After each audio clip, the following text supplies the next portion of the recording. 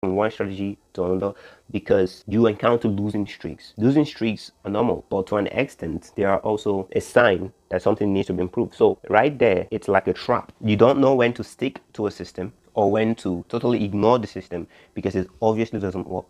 So this is where the pillar, the rule 3, comes into play. The third pillar is to commit to a minimum number of trades before changing anything in your system. And for me, you need, depending on the kind of trader you are, if you are a swing trader, then you can reduce the minimum number of trades that you need to take in order to improve your system. If you're a day trader, you need to increase that number. Why? Because swing traders take less trades. They take more high quality trades. Like for me, in a month, I take a minimum of one trade a month, a maximum of around 4 trades a month. You can see how small that sample size is. So for me, the minimum number of trades for me before I change anything in my system is around 10 trades. Now, when I get those 10 trades and I notice that something is wrong, I'm not profitable in those 10 trades, then I can look to improve something based on the data that I've gathered from those 10 trades.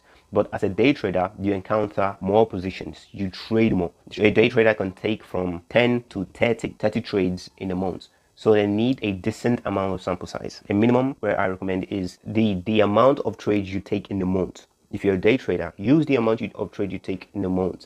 When you trade, when you place 20 trades and you find that your system in one way or another is not almost identical to what you back tested, to what you expected of it, then you can change and improve something. With this structure, you now have the balance where you know when to totally ignore a trading strategy, because adaptability is one of the most important things in the market. You need to know when to adapt to a changing market condition instead of sticking to endless losing streaks, because the market will inevitably change. There is a balance in that, and there is also a balance in not letting you change systems too early.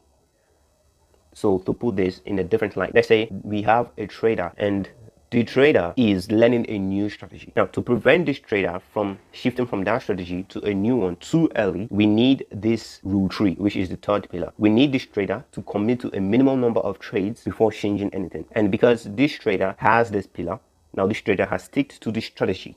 The strategy begins to work out and now they're profitable. This prevents them from jumping from strategy to strategy too soon. And on the flip side, it also prevents them from staying in the wrong strategy for too long, because this is also a mistake where more experienced traders make. When this trader takes the minimum number of trades that they're supposed to take before changing anything, and they find that they are not profitable, then they can improve on the data they have gathered from those trades. You can see how this has structured the approach of a trader's psychology.